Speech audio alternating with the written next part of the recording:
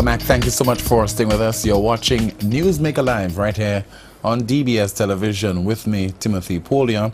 Once again, we conclude the broadcast at 10 o'clock with the clip that peaked. And my guest, she is a former MP for Castries Central, Mrs. Sir Flood Bobra, and she's hoping to retain that seat come the island's next general election. In your humble opinion, when do you think that the Prime Minister will call the next general election? What's your guess? I wish I knew that, Timothy. That's what everyone wants to know. But certainly, given that it's the government that calls the election, and as a candidate, I have to be prepared, and it's in my interests to expect it sooner rather than later. So at the end of the day... But considering your late entry, do you think that the Prime Minister will delay? Do you think that will force his hand to either call the election early or for him to delay? Timothy, I have no idea. The important thing is to be prepared for when the bell is rung. And so for my part, for our part in Castries Central, hit the ground running. As I said, Mrs. Peterson Francis and the team have been doing excellent work. And so it's to just increase the momentum and to work as though it's going to be called very soon. What are your suspicions? How are you feeling with regard to the tone of this current campaign? You say that you have not been in St. Lucia for too long. You visit every now and then in the UK. But what can you tell me with regard to what you're sensing with the tone of this campaign? Well, I mean, just to clarify, I've been spending more time in St. Lucia, certainly this year and last year that I've spent in the UK. With regard to the tone, I'm hoping for a peaceful election, which we have traditionally had in St. Lucia. I think as a citizenry, we've handled ourselves very responsibly through elections, and I am trusting that we will do likewise. Certainly for my campaign in Castries Central, I always make it clear to everyone who's involved that we want a clean campaign, we want a peaceful campaign, we want a respectful campaign. And even when I hit the ground this morning, I have already spoken to some of my supporters about this. It is really important that we run a clean, respectful, and peaceful campaign. That's important. Why is it necessary to do that? Because when you listen to the various talk shows, when you listen to some of the platform speakers, you get the impression that all they're engaging is a lot of degrading of one another in terms of name calling and things of that nature. Yes. Don't you think you'll be tempted? Well, I mean, we all have to guard ourselves. We can all get carried away in the heat of the moment. I mean, we are human beings. Of course, you may be tempted, but I think it is important for us to be very much aware that, you know, the more you talk about issues, the more you the more people find what you're saying attractive. I mean, there are so many issues we need to speak about. And at the end of the day, the important thing in the election is not just to put up a good fight, but to unify the country afterwards and move forward. So it is important that we have a clean, respectful campaign so that immediately after the election, we can heal and move forward as a nation. And at the end of the day, Timothy, I mean, we are all big people in this, and it is important for us to set high standards, standards that the children, the young people watching can emulate. And so all of us involved must be responsible and, you know, run a respectful campaign. Would you ever want any of your kids to enter the political arena? Well, I mean, with my children, I certainly guide them, but it is important that people choose careers that they are happy with, that they have an interest in. When my daughter says she wants to study politics, but then she wants to study everything. She wants to study law, she wants to study philosophy, she wants to do astronomy. She says she wants to stay clear of politics. My son is a people person, and he certainly has an interest, but who knows? My father was a politician. My mom never wanted any of her children to enter politics, and here I am. I have found fulfillment in it. I never thought I would be a politician. Even when I was at university, at law school, many of my colleagues were studying law because they wanted to enter politics. Few of them have, and here I am. I had no intention. So Would I want my children to? If they want to, I certainly will support them. Both my husband and I are sort of parents who encourage our children to first do what you like, do what you are good at. I mean, and we certainly will nurture them in whatever direction they choose to take. I mean, we're not going to prescribe what our children become. I ask the question primarily because people are so distrustful of politicians these days, because one gets the impression that politicians are predisposed to being dishonest, to be conniving and so on, and therefore against that background people get the impression that politicians, they are not selfless, they are not altruistic. They get into it because they can qualify for a pension after 2 terms, because this puts them in a position for long after they demit office to reap certain rewards because of their direct contact with foreign leaders and business people and so on. Well, people say the same thing about lawyers. So, I mean, being a lawyer and a politician, I guess, I mean, it's professions people think they are dishonest, but people are people, and I certainly think that there are many good politicians, there are many honest politicians, and I think in every career, in every profession, every job, there are opportunities for people to be dishonest, and there are opportunities for people to be honest and fair. And I certainly do not think that because one is a politician, one is likely to be dishonest or more dishonest. There are certainly many opportunities for people to be dishonest, but I think if we hold true to our principles and our values, which our parents teach us, we have an opportunity to be good role models. And I think we have many politicians within St. Lucia and the Caribbean who have been good role models. Can you name a few from the St. Lucia Labour Party? Would Dr. Kenny Anthony be a good role model? I would choose someone like Sir George Charles. Certainly Sir John Compton showed that he had his country at heart. He put his country first. And I mean, there are other examples. I don't want to single out some and leave out others, because there's always that tendency when you do that. Would Dr. Kenny Anthony be considered be a good role model? I will not talk about politicians who are currently in office. We can assess people after they leave. I have my issues with Dr. Kenny Anthony.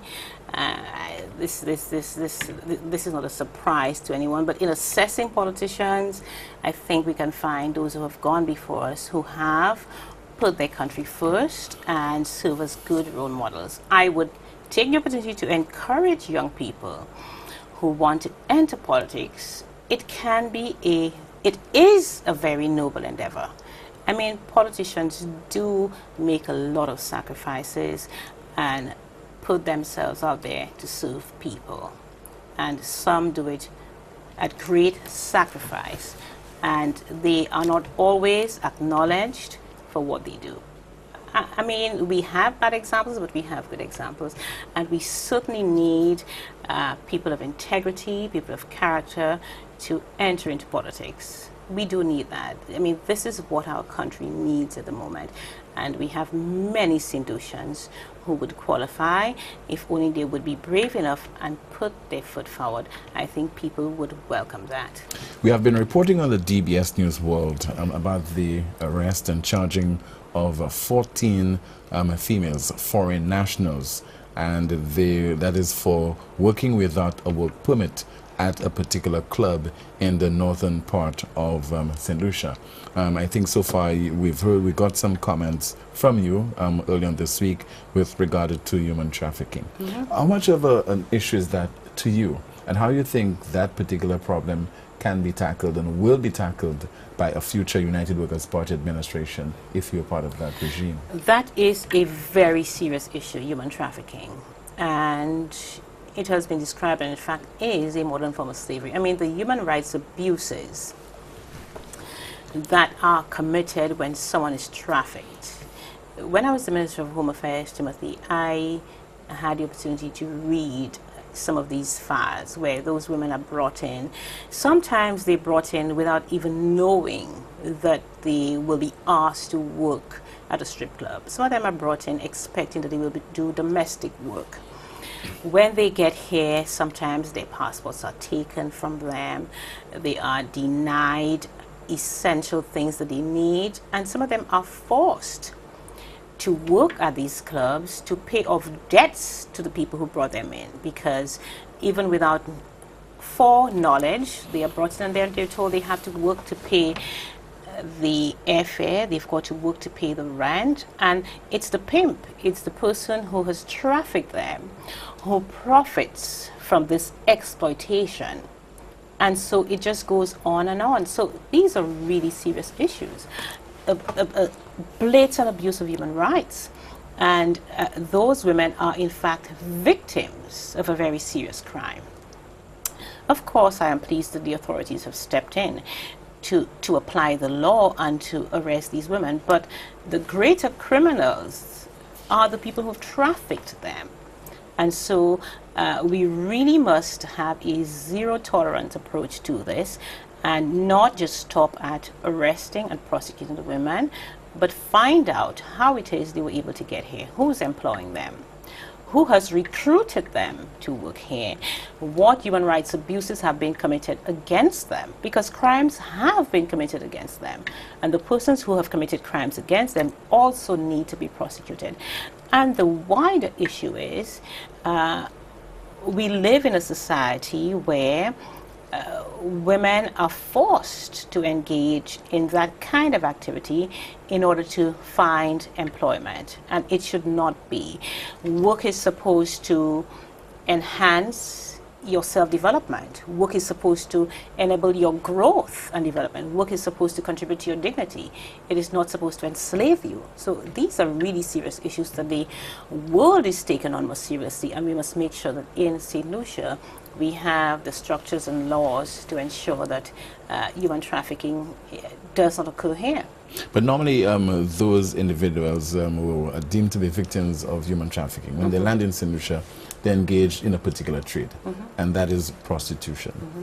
Should prostitution be legalized? And I think we've heard calls being made by Dr. Stephen King of RISE to that effect. I would like to see more. No, it should not be legalized, because I think it is not genuine work. For the reason I said before, work is supposed to, yes, put money on the table for you, but it's supposed to provide an opportunity for growth and self-development. Prostitutes are not the ones who make the big bucks. It's the people who pimp them. So a lot of people calling for legalization of prostitution are not really thinking of the needs of those women. We need to have greater opportunities created for women where they can find gainful employment so that they don't have to resort to that kind of activity. Can any government find gainful employment for everyone, including all the women of the world or all the women of a particular country? We need to create the environment. People have great ideas. People have great ideas. If there are the structures and the programs to support them, we can have employment for everyone. It is possible. It is possible, Timothy. It is possible. And we have to believe that it is possible and not simply throw money at things. We need to think of comprehensive programs. If there are 10 things that need to be done, we need to do 10, not 9. And we have had a history of governments, and particularly the St. Lucia Labour Party government, throwing money at things, just throwing money at things. Look at the throne speech, where in the throne speech you have the government seemingly accepting that attempts to reform the criminal justice system have failed. Basically, I mean, that's what the throne speech said, that the attempts have failed. So we're going to try again and throw more money at it. No, we need to sit, look at a problem, look at all the elements, look at all of the things that we need to do to solve the problem and work hard at it. We have had a history of governments doing just enough to stay in power. Doing just enough to stay in power. You ask the government, well, what have you done to deal with crime? They tell you how much money they've spent. What have you done to deal with the issue of health? You're told how much money has been spent. Just simply throwing money at a problem doesn't solve it. You've got to go to the root causes of problems and deal with them at the root. That is the approach that is needed. When you make those comments, don't you think that you're setting up yourself for intense scrutiny and criticism in the long run if the United Workers' Party wins the next poll, because it will have to address the unemployment situation, it will have to address issues relating to human trafficking, and also it will have to address problems relating to high unemployment and the other scourges that you have made reference to. Timothy, I have no problem setting myself up for scrutiny. I think that the term of office is 5 years. Governments have to build successively. The ideal situation is that governments build successively on what other governments have done. A realistic program that is achievable in 5 years needs to be set out. Nobody expects a government to do everything in 5 years, but a good foundation needs to be laid, and a successive government needs to build on that. If the Minister of Health, Alvina Reynolds, had built on the foundation that she found in health, we'd have been further along. Nobody expects government to work miracles, but we do expect governments within 5 years and with resources allocated to them to make improvements and to build on what was before. I have no problems putting myself up for scrutiny, because at the end of the day, people will hold and need to hold politicians and governments to account. Hope you do not change your tune and your tone with regard to the suggestion that you've just made there, in the event that the United Workers' Party becomes and forms the next government and you become a government minister. Right now, I'm sure that you have confidence in the team, the United Workers' Party team, to agree to contest that Castries Central seat. To the extent that you believe that they will deliver on a range of issues. Therefore, what do you think should be some of the issues that the United Workers' Party administration should tackle immediately upon assuming office? Unemployment. You think it will be Crime. able to tackle this? Absolutely, I think so. Absolutely, I think so. And I mean, that is what is important with a team. It's not one person addressing it. And as I said before, there are key things that need to be done. With regard to the unemployment situation, there needs to be an immediate intervention that will help persons gain employment. If it's a short-term program, however you call it, but it needs to be short-term with a medium-term solution that's going to be lasting. But the Senator Labour Party has a step. Short-term employment program. Yes, but this short-term employment program has gone on for how long? The point I'm making is people need immediate relief, but people are looking for more than that. People want to be able to work, to feed their families, to plan their lives. Young people want to have a job that is stable, where they can go to a bank, get a loan, build a home, start a family, and be able to leave a legacy for their children. This is what people are hoping for. People don't want handouts. People want opportunities. And it's high time we get serious about people and not just simply hand short-term employment work to them and act as though we're doing them a favor. People want an opportunity so that they can use their God-given talents, they can work, they can feel proud of themselves, they can invest in their country, they can build their country, and they can leave a legacy for their children. That's what every St. Lucian wants, and that's what a government has to deliver to the people of St. Lucia. You're watching NewsMakerLive right here on DBS television. And once again, my guest this evening is Mrs. Sarah Flood Bobra. When we come back, your calls.